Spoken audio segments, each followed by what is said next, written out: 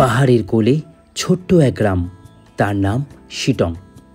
কমলালেবুর দেশ বলেই চেনে সবাই, কিন্তু আমি খুঁজে পেলাম এর এক অন্য রূপ।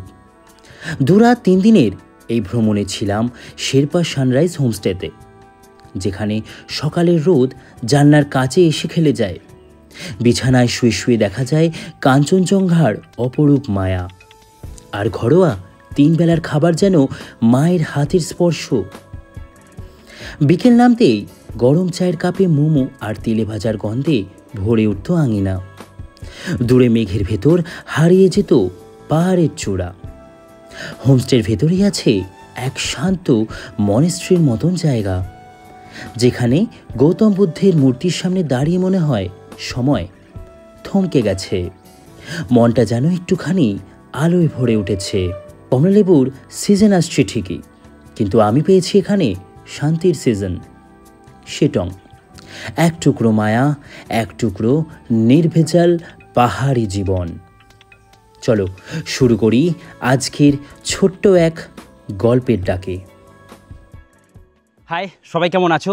জিরাট থেকে তোমার বন্ধু প্রীতম, আরও একটা নতুন ভিডিওতে, নতুন টেস্টে। আজকে আমি যাচ্ছি দুর্গাপুজোর একটু আগেই ভাবলাম যে শিটংয়ের একটা খুব সুন্দর আমি প্রপার্টি দেখেছি, খুব সুন্দর একটা হোমস্টে দেখেছি, যেখানে গিয়ে ভাবলাম যে ঘুরবো, একটু 2-3 দিন সময় কাটাবো। তাই জন্যই আমার আজকের এই গন্তব্য। তো তার জন্যই কিন্তু আমি ভাবলাম যে তার আগে একবার শিটং থেকে ঘুরে আসি, যে রাস্তাঘাট আর বাকি কেমন কি পরিস্থিতি পাহাড়ের সেগুলো দেখে আসি। তো আমি যাচ্ছি, আমার সাথে যাচ্ছে আরেকজন, গিয়ে তোমাদেরকে পরিচয় করাবো একদম শিয়ালদা স্টেশনে। চল টাটা। পাশের বাড়ির পুচকে। না তুই যাবি না, ট্রেন ঢুকে গেছে, তুই তাড়াতাড়ি বাড়ি যা, তাড়াতাড়ি যা। মা আসছি।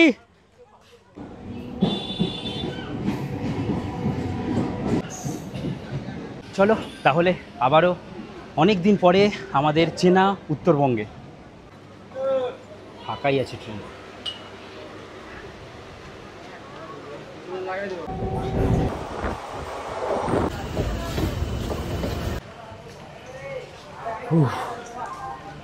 এসে পৌঁছালাম আমি একদম এই হাওড়া স্টেশন।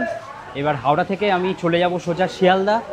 কিভাবে যাব? এখন রাত 9:47 পর্যন্ত লাস্ট মেট্রো অ্যাভেলেবেল আছে, আর এখন 9:15 বাজে। তো তার আগে আমি 2টো মেট্রো পেয়ে যাব। সময় আপডেট 9:32, ট্রেন ঢুকে গেল একদম কিন্তু টাইমে। এরপরে আরেকটা ট্রেন 9:47, ব্যাস শেষ। বেশ ভালোই ভিড়, অনেকেই শিয়ালদা যাচ্ছে।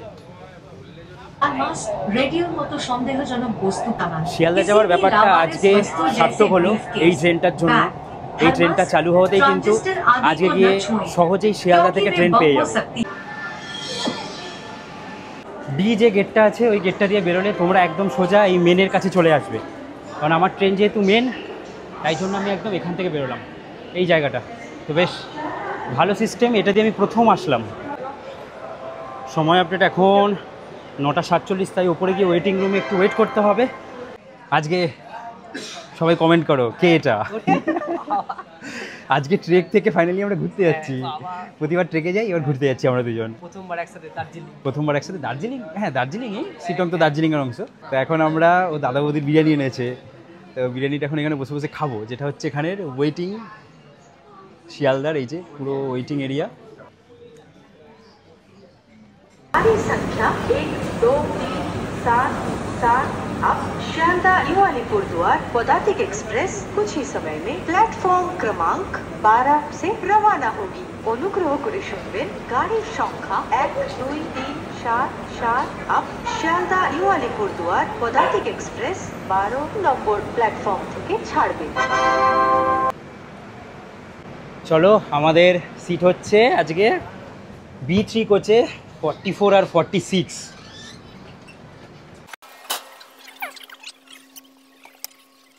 এইখানে 44, 46। 11:12। উপরের আমাদের একটা আপার আর একটা সাইড আপার, এরকম সিট পড়েছে। অনেক দিন পর পদাতিক এক্সপ্রেসে জার্নি করছি আজকে। তো চলো, আপাতত আর ওই 6-7 মিনিট আছে, তারপরে ট্রেন ছাড়ুক। আজকে আর কিছু দেখানোর নেই। কালকে সকালবেলায় আমরা যখন 9টার সময় পৌঁছাবো, তার আগে হয়তো অনেক কিছু দৃশ্য দেখতে দেখতে যাব। ওপরে উঠে পড়েছি। ওপরের এই একটা প্রবলেম, এই যে কিছু করার নেই, এখানে সমস্ত কিছু দেওয়াই আছে। চলো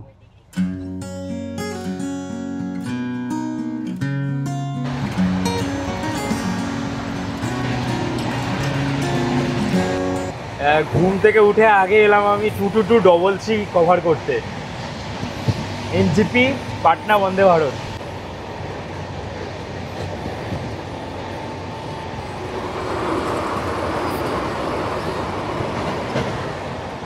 চলে গেল new Jalpaiguri Patna Vande Bharat. Good morning সবাইকে। বার্সই ঢোকার আগে আমার ঘুম হয়ে গেছে, আর ভাল লাগছে না। এই এখন হচ্ছে আমরা ক্রস করছি বিখ্যাত বার্সইয়ের এই কার্ভ। এরপর দেখতে দেখতে আমরা এই আঁকা বাঁকা ট্রেনের পথকে পেরিয়ে পৌঁছালাম নিউ জলপাইগুড়ি স্টেশন। আর সেখানে আমাদের জন্য স্টেশনের বাইরে অপেক্ষা করছিল আমাদের হোমস্টে থেকে পাঠানো গাড়ি, যেটা আমরা আগে থেকেই বলে রেখেছিলাম। সময় আপডেট 9:25 আমরা এসে পৌঁছালাম। ও আমাদের বাঙালির আরও একটা প্রিয় জায়গা, পাহাড় ঘোরার মেন জায়গা, যেটা হচ্ছে নিউ জলপাইগুড়ি। এবার এখান থেকে আমাদের যাত্রা শুরু, বিভিন্ন জায়গায় আমরা যাব। চলো এবার এসকেলেটর দিয়ে ওপরে উঠি, বাইরে বেরোই। ওই যে টয় ট্রেন দাঁড়িয়ে আছে, চলো এবার আমরা বাইরে বেরোবো। यात्री साथी, हाँ हाँ हाँ हाँ हाँ फाइनली পেয়ে গেছি আজকে আমাদের সারথী দাদাকে। आपका नाम क्या है भैया? शेरपा भैया। शेरपा भैया। তো শেরপা দাদার সাথে কিন্তু আজকে আমরা যাব শিটংয়ে। চলো এবার আমরা এখান থেকে বেরোই। चलिए आपका गाड़ी इधर है जी। চল ব্যাগ রাখছি আমাদের এখন। Wait wait wait wait wait, আমরা শিটং সবাই যায় NH10 হয়ে, তিস্তা বাজার হয়ে, কেউ কেউ কার্শিয়াং হয়ে যায়। আমাদের ইচ্ছা ছিল আমরা একটু অন্য রুট হয়ে যাব, আমরা শিবখোলা হয়ে যাব। দার্জিলিং মোড়ে এক জায়গায় দাঁড়িয়েছি, এখানে একটু মুড়ি কিনছি, কারণ এখন সকাল সকাল জানো তেলে ভাজা একদম খাই না। মুড়ি খাবো, পাহাড়ে উঠে মোমো খাবো। আর পুরো আকাশ মেঘলা হয়ে গেল, কেন জানি না, আমি যাচ্ছি বলে। মেঘলা তো হওয়ার কথা নয়। এরপরে আমাদের গাড়ি ছুটে চলল এই টয় ট্রেনের রাস্তা ধরে। কিছুটা দূর যেতেই আমরা ঢুকে পড়ব একটা অন্য রাস্তায়, আর সেখান থেকেই শিবখোলা হয়ে আমাদের গন্তব্য শিটং।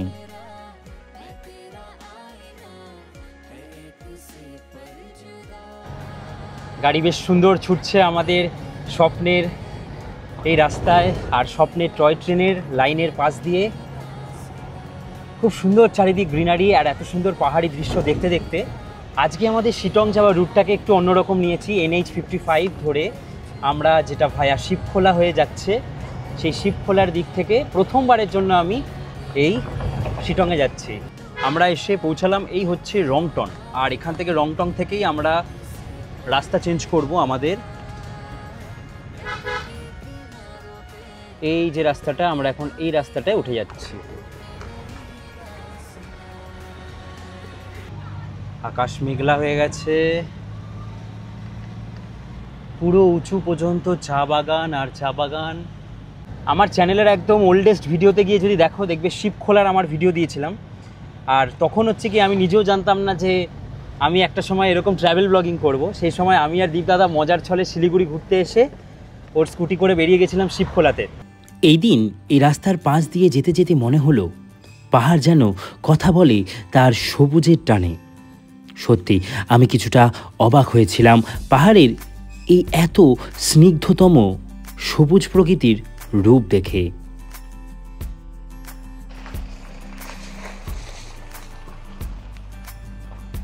ওহ, কতদিন পর আমাদের নর্থ বেঙ্গলের এই চেনা পরিচিত পাহাড়ে।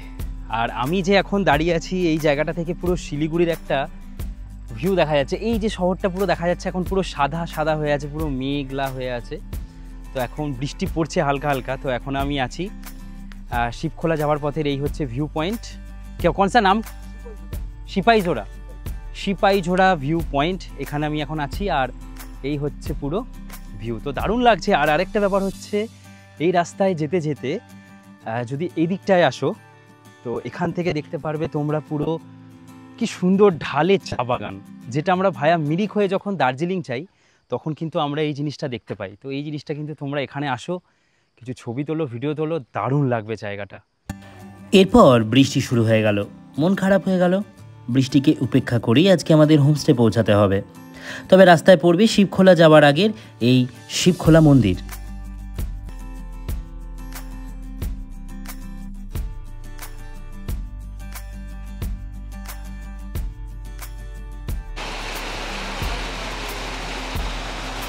কি বৃষ্টি বাপরে, হঠাৎ করে হ্যাঁ হঠাৎ করে বলে না এইভাবে দর্শন দিচ্ছে।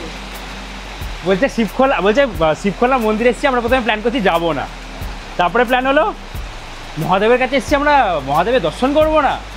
তাই কখনো হয়? তাই কখনো হয়? একদম। এই পাহাড় চড়ে যাচ্ছে, এই বৃষ্টিকে ভয় পাবো? হ্যাঁ,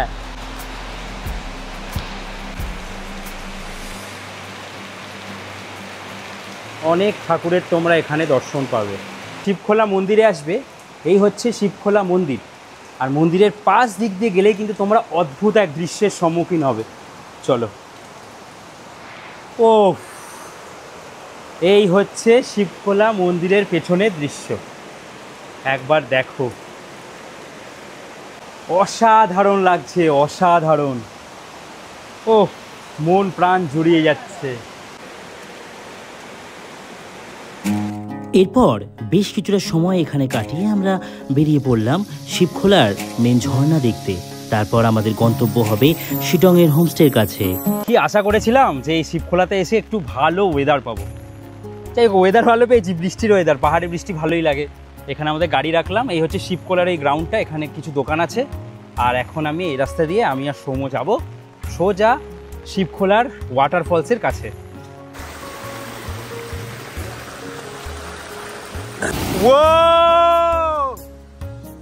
তো এই হচ্ছে বন্ধুরা শিবখোলা জলপ্রপাত।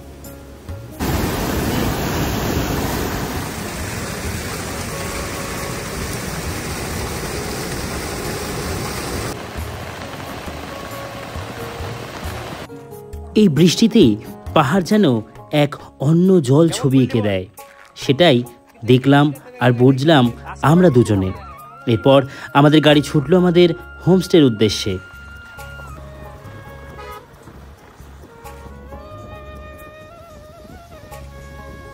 এখান থেকে যাবার পথের এই চা বাগানে পরিচয় হয়ে গেল দুই ময়ূরের সাথে, ময়ূর আর ময়ূরী।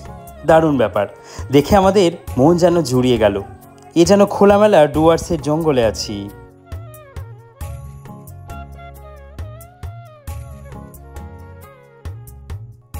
এরপরেই আমরা এসে পৌঁছালাম আমাদের হোমস্টেতে।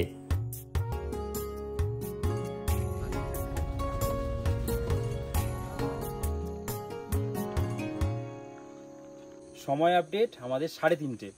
জানো ভিডিও করা মানে একটু লেট হবেই, ওই জন্য আমাদের লেট হলো। এই যে শেরপা দাদার সাথে আমরা চলে এসেছি, আমরা এখন আমাদের হোমস্টেতে যাব। হোমস্টে নজদিক है ना? হ্যাঁ একদম নজদিক।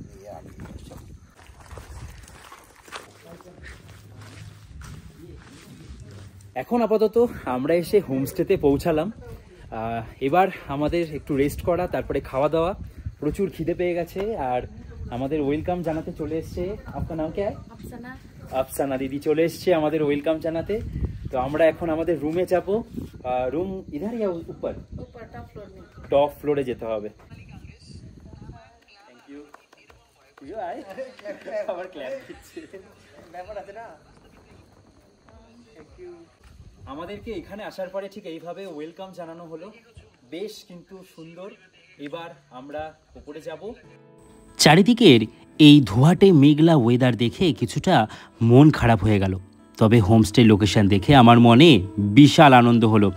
আর আগে তো দেখেইছি আমি এই হোমস্টের দৃশ্য, যে এখান থেকে ঠিক কেমন ভিউ দেখতে পাওয়া যায়। তাই মনটাকে একটু শান্ত করলাম, ভেবে নিলাম 2 দিন আছি, ঠিক দেখবো তো অবশ্যই। ওয়েদার নাকি একটু আগে পুরো ক্লিয়ার ছিল, দিদি বলল। মানে পাহাড় 5 মিনিটের মধ্যে মেঘ, 5 মিনিটের মধ্যে ক্লিয়ার, 5 মিনিটে বৃষ্টি, কখনো রোদ। আর আজকে হচ্ছে আমার আর সোমর রুম নাম্বার 8। এখানে আরও রুম আছে, আমি দেখিয়ে দেবো। তো এই যে রুমটায় আমি এলাম, আমার প্রথমেই ভালো লাগলো যে ফ্যামিলি নিয়ে বা বন্ধুদের যদি 4 জনের গ্রুপ আসে, এই রুমে কিন্তু আরামসে তারা ঘুমোতে পারবে, রুমে থাকতে পারবে। কারণ এই যে বেডটা আছে, এই বেডটা আছে ট্রিপল বেড, আর এখানে আছে একটা সিঙ্গেল বেড। তো রুমের যে ডেকোরেশন খুব সুন্দর, ভেতর একদম পরিষ্কার পরিচ্ছন্ন, বেশ ঠান্ডা আছে, তাই নিচে কিন্তু এরকম কার্পেট পাতা আছে। আর তোমাদেরকে একবার দেখাই যেটা মেইনলি আমাদের সব থেকে দরকারি জায়গা, সেটা হচ্ছে টয়লেট। টয়লেট কিন্তু একদম পরিষ্কার পরিচ্ছন্ন আছে, সাথে তোমরা গিজার পেয়ে যাবে, গিজার আছে, বেসিন, হাইকোমোড, কোনো অসুবিধা নেই। আপাতত ভালোই হলো, খুব পরিষ্কার পরিচ্ছন্ন রুম পেয়েছি। এগুলি তো দরকার আমাদের এই হোমস্টেতে আসলে। খুব সুন্দর। আরেকটা সুন্দর জায়গা হচ্ছে আমরা একদম এই বিছানায় শুয়ে শুয়ে এই যে জায়গাটা, এই জায়গাটা অ্যাক্সেস করতে পারবো। বিছানায় নাকি শুয়ে শুয়ে এখানের কাঞ্চনজঙ্ঘার ভিউ দেখতে পাওয়া যায়। জাস্ট এই কাজটা যদি আমি খুলে দেবো, দেখো আমার গায়েও এখন মেঘ আসছে হালকা হালকা। এরপর খাবারের ডাক পড়ল। ব্যালকনির এই জায়গাটায় একটু হেঁটে নিলাম আর পাহাড় দেখার অনেক চেষ্টা করলাম। মনকে বোঝালাম আর একটু অপেক্ষা, ঠিক দেখব তো ঠিকই।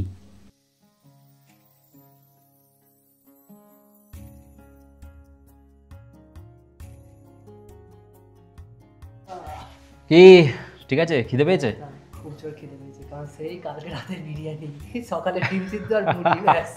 দাদা বৌদি রক, দাদা বৌদি এই পর্যন্ত টানলো আমাদের। 4টে বাজে। ওই মাঝখানে মুড়ি এসব খাওয়া হয়েছে। তো এবার আমরা খাওয়া দাওয়া করে ভাবছি একটু রেস্ট নেব, তাই তো? রুমটা ভালো তো, ওয়েদারটা ভালো থাকলে একটু বেশি ভালো হতো, জমে যেত।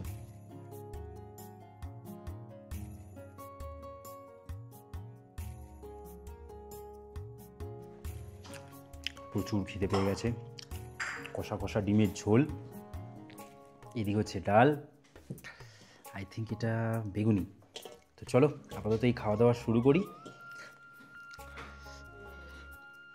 ডালটা দিয়ে খাই বল, ডালটা ব্যাপক ঘন তো রে, গরম গরম না।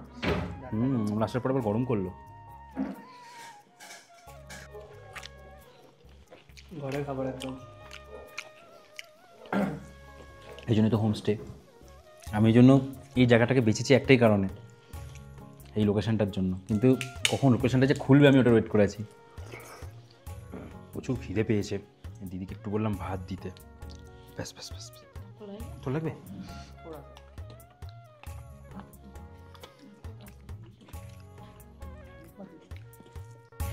এরপর খাওয়া দাওয়া সেরে ফ্রেশ হয়ে একটু ঘুম দিয়েই, কারণ এই আকাশ, এই মেঘলা ওয়েদার, কিছুই তো আর পাহাড়ের দৃশ্য দেখা গেল না, তাই মন খারাপ করে শুয়ে পড়লাম। একটু এদিক ওদিক হাঁটাহাঁটি করে সন্ধে হতেই তারপরে চলে এলো আমাদের জন্য গরম গরম চা। দেখো ভালো চাটা। সমু মোটামুটি ভালো ঘুমিয়ে পড়েছিল। হ্যাঁ, বৃষ্টি হচ্ছে জানি না। বাইরে বৃষ্টি হচ্ছে, আমি চাইছি আজকে যেন বৃষ্টি হয়ে যায়। সারা হ্যাঁ, তাহলে কালকে পাহাড় পরিষ্কার হয়ে যাবে। এটাই পাহাড়ের আর নিয়ম। বেশি বৃষ্টি হলে আমার সামনে আছে। আমরা দুজন এভাবেই কাটালাম এই সন্ধেটা। চায়ে চুমুক দিয়ে একটু পরেই চলে এলো আমাদের আবারও রাতের ডিনার করার টাইম।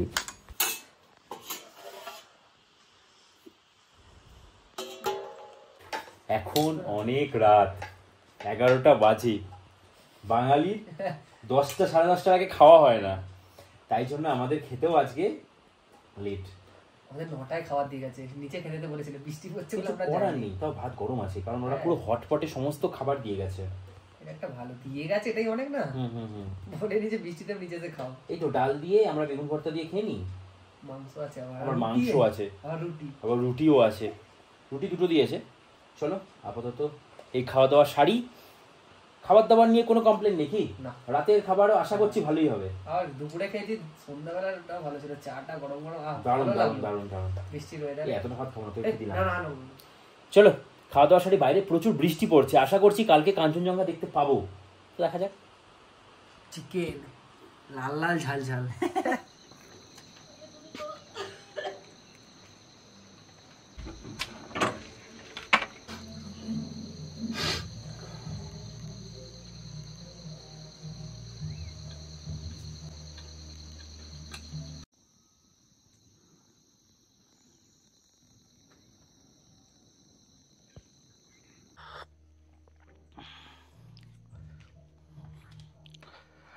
হাতে চায়ের কাপটা নিয়ে বেরিয়েছি এখন একটু এই হোমস্টের চারপাশ ঘুরতে, কিন্তু পুরো মেঘলা হয়ে গেছে।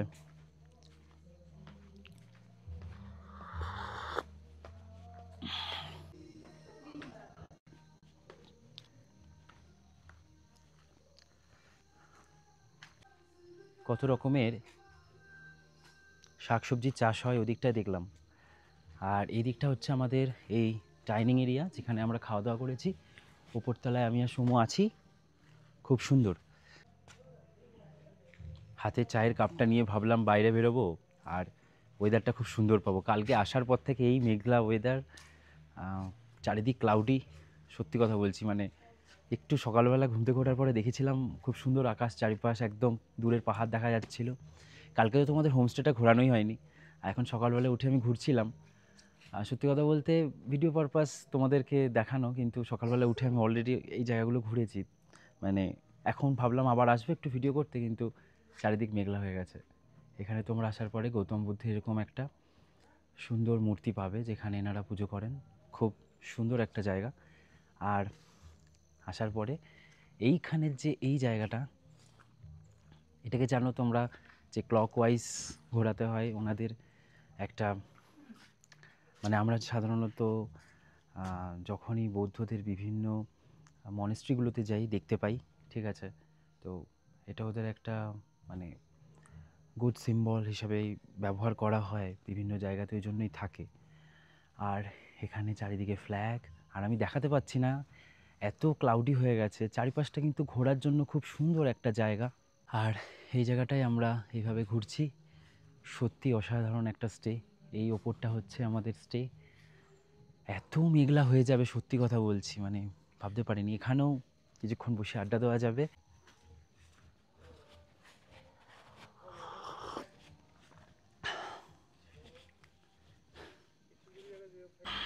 চায়ে চুমুক দিতে দিতে এই জায়গাটা চারিদিক ঘুরে দেখে নিলাম। এরপরে রেডি হয়ে বেরোতে হবে আমাদের এই চারিদিকের সাইট সিন ঘোরার জন্য। তাই আমি রেডি হতে চলে গেলাম, আর সকালে ব্রেকফাস্ট করে আমরা বেরিয়ে পড়ব। গুড মর্নিং দিদি। আজকে কি হচ্ছে? রুটি, অমলেট, আলুর দম।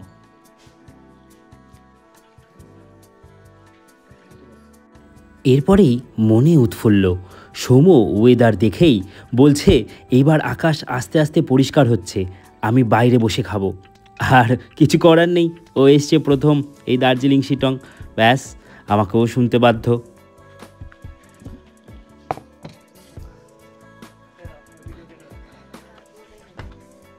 আলুর দম, ডিম ভাজা, রুটি। কি সুন্দর পরিবেশ, একটা অসাধারণ লাগছে। ওয়েদারটা পরিষ্কার হলো বলে ভালো লাগলো, পরিষ্কার হয়ে গেল, নাহলে ওই জন্য ছিল, ভালো লাগলো। বাইরে বসে খাওয়ার এই মজাটাই কিন্তু আলাদা লাগছে। কি সবাই ভেতরে খায়, একটু আলাদা তো খেতে হবে। হুম।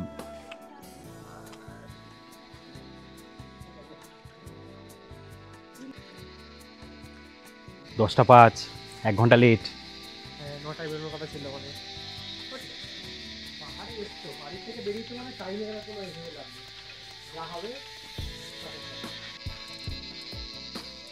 আমাদের আজকে ঘুরতে যাব, দাদার সাথে কথা হলো। মংপো যাব, Jogighat, Mahaldiram tea garden, Ahaldara view point, আর মংপো, ও রবীন্দ্রনাথ ঠাকুর কা বাড়ি। তো সৌম্য বায়না করেছিল শিটং যাচ্ছি, প্রীতমদা আমরা কি তাহলে কোনো সাইট সিন ঘুরবো না? তাই জন্যই আমাকে এই সাইট সিন ঘুরতে হলো। আমার অবশ্য ঘোরা, প্রতিদিন এই সাইট সিনগুলো ঘুরতে গেলে তোমাদের ওই 3-4,5-4,000 টাকা মতন খরচ লাগবে। গাড়ি অনুযায়ী কেমন ভাড়া হয় তোমরা একবার জিজ্ঞেস করে নেবে। প্রথমেই আমরা এসে পৌঁছালাম এই মহলদিরাম টি গার্ডেন, আর এসেই সমুখে এই চা বাগান, এই মহলদিরাম টি গার্ডেন নিয়ে বিভিন্ন নানা জ্ঞান যেগুলো আমি জানি দিতে শুরু করে দিলাম, আর বোঝাতে থাকলাম। যেটা হয় আর কি, প্রথমবার কোনো একটা জায়গা ঘুরে গেলে দ্বিতীয়বার এসে সবাই জ্ঞান দেয়, ঠিক আমিও এখানে এখন জ্ঞানদাতা। আর যখন আবার ওই কলিটা থেকে আরো একটা বেরোবে বা পাশে ছোট কলি আছে, সেটা আবার 3 নম্বর 2 নম্বর চায়ে ইউজ হবে। এরকমই হয় চা বাগানের ব্যাপার, মানে চা গাছের জন্য। এরপর আমরা মহলদিরাম টি গার্ডেন থেকে পৌঁছালাম নামথিং পোখরি লেক। শুরু হলো হালকা হালকা বৃষ্টি, তবে এরপর কিছুক্ষণ পরে বৃষ্টি কমে গেল। তেমনভাবে আমাদের এই জার্নিকে ক্ষতি করতে পারল না। নামথিং পোখরি লেকের পাইন ফরেস্টের মধ্যে দিয়ে হেঁটে গেলে এক মহাদেব মন্দিরে গিয়ে পৌঁছানো যায়।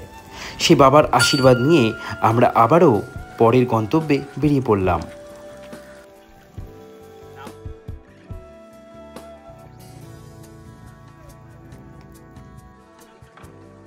ঘুরে চলে এলাম আমরা এই লেক থেকে। লেকের পেছন দিকটায় যে পাইন ফরেস্ট ছিল আর একটা মহাদেব মন্দির ছিল, সেই জায়গাটা দেখে আমরা চলে এলাম। এখন আবার গাড়ি দাঁড়িয়ে আছে, গাড়ির কাছে যাই। আর এখানে কিছু দোকান আছে, তোমাদের কিছু নেওয়ার হলে কিনতে পারো। চলো।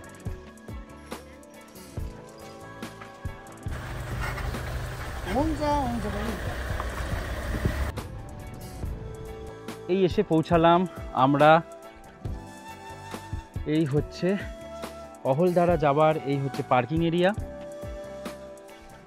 আর এখানে পার্কিংয়ের জন্য 50 টাকা লাগে, আর ঢোকার জন্য 50 টাকা এন্ট্রি ফিজ লাগলো, মানে 100 টাকা কিন্তু গাড়ির খরচ।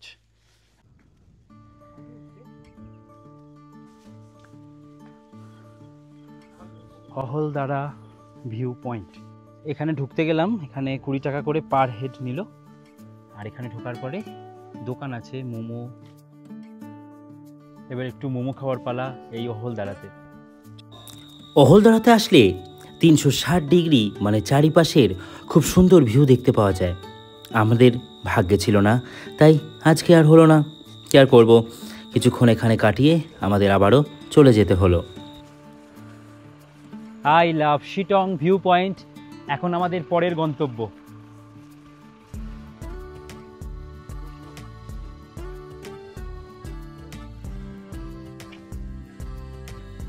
এই জায়গা থেকেও খুব সুন্দর কাঞ্চনজঙ্ঘা দেখতে পাওয়া যায়। এখানেও আমরা কিছুক্ষণ সময় কাটিয়ে এরপর এখানের সব থেকে পুরনো মনেস্ট্রি দেখতে গেলাম।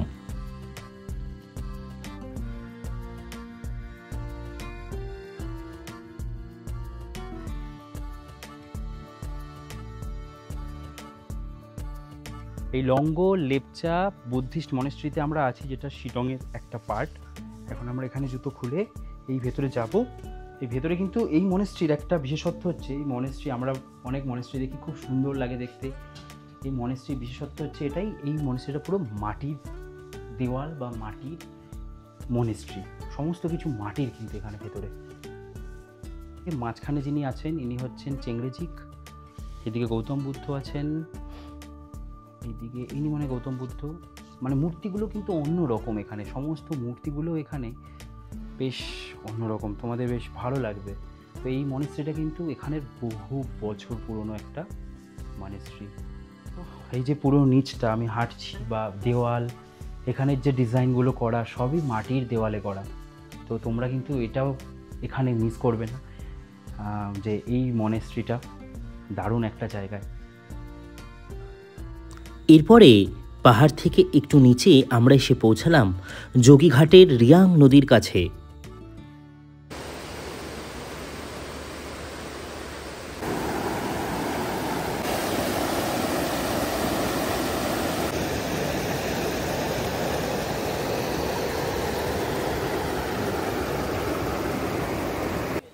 এরপর বেশ কিছুটা সময় আমরা এখানে কাটিয়ে আমরা পৌঁছালাম মংপো রবীন্দ্রনাথ ঠাকুরের সেই পুরনো বাড়ির কাছে।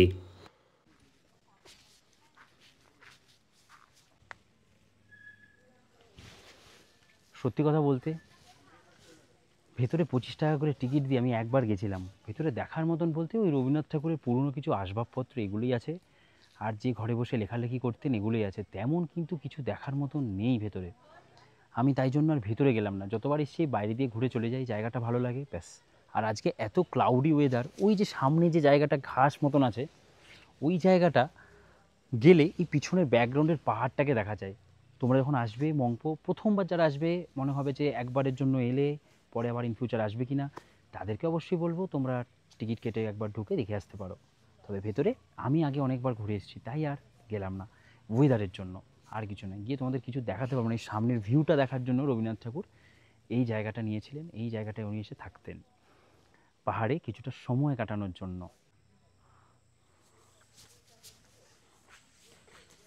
25 টাকা করে টিকিট এখানে ঢুকতে গেলে। এই হচ্ছে টিকিট কাউন্টার, এই হচ্ছে মংপোতে এই রবীন্দ্রনাথ ঠাকুরের বাড়ি। এরপরে ফিরতি পথে দেখতে পেলাম কমলা লেবুর বাগান, অনেক কমলা লেবু হয়ে আছে। এসে পৌঁছালাম আমরা আবারও আমাদের হোমস্টেতে। এবার আমাদের লাঞ্চ করে নেওয়ার পালা, কারণ 3 বেলার খাওয়া দাওয়ার দায়িত্বই এই হোমস্টেতেই। যাই হোক, আজকেও এইভাবেই দিনটা কাটলো। রাতের ডিনার করে আবারও শুয়ে পড়লাম। সকালবেলা উঠে দেখতে পেলাম আকাশ অনেকটা পরিষ্কার হয়েছে, তাই ব্যালকনিতে দাঁড়িয়ে ফ্রেশ হয়ে কিছুটা সময় এখানেই কাটলো আমার, এইভাবেই হাঁটতে হাঁটতে পাহাড়ের কোলে।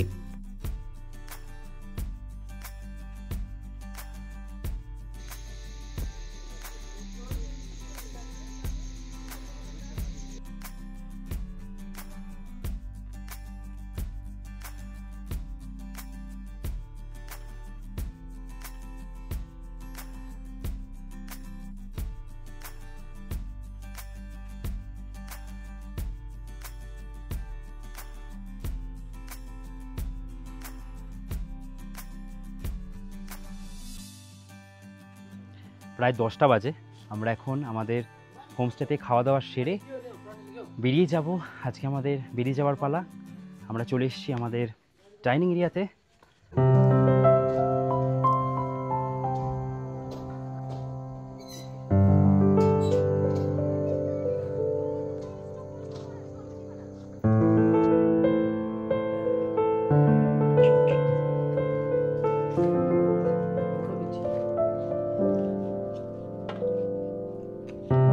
Bye bye.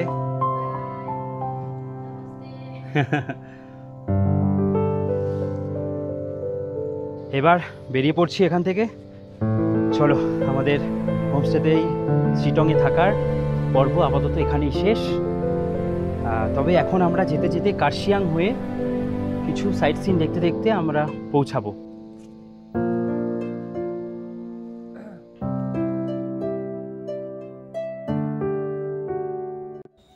আজ আমাদের বাড়ি যাবার পালা।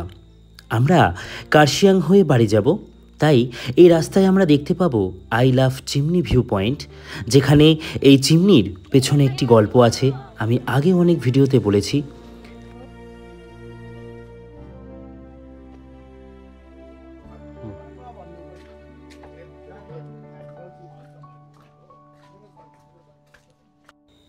এরপর এই চিমনির এখানেই থাকা ভেতরে আরও একটি ভিউ পয়েন্ট আছে, যেখান থেকেও খুব সুন্দর পাহাড়ের দৃশ্য দেখতে পাওয়া যায়। সেই জায়গাটাও আমরা একটু ঘুরে নিলাম।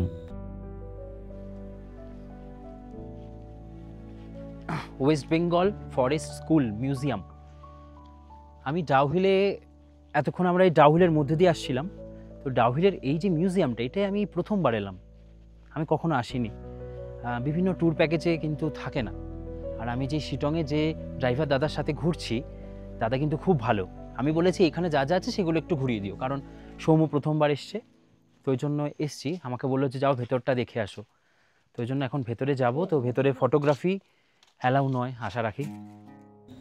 এরপরে আমরা গাড়ি দিয়ে যেতে যেতেই দেখতে পেলাম খুব সুন্দর একটা পাইন ফরেস্ট। এই হচ্ছে ডাউহিলের পথের এই পাইন ফরেস্ট। তো ডাউহিলের ওখানে যে পাইন ফরেস্ট আছে, ওখানে পার হেড 20 টাকা করে আমাকে দিতে হবে। তো আমি ভাবলাম আমি কেন 20 টাকা করে দেবো, রাস্তার ধারে আমাকে এই পাইন গাছই দেখতে আসতেই হবে। তার জন্য দেখো কি সুন্দর একটা জায়গায় এসেছি, অসাধারণ লাগছে। এই দৃশ্য অনুভব করার জন্যই আমাদেরকে আসতে হবে কিন্তু শিটং। অসাধারণ জায়গা, অসাধারণ।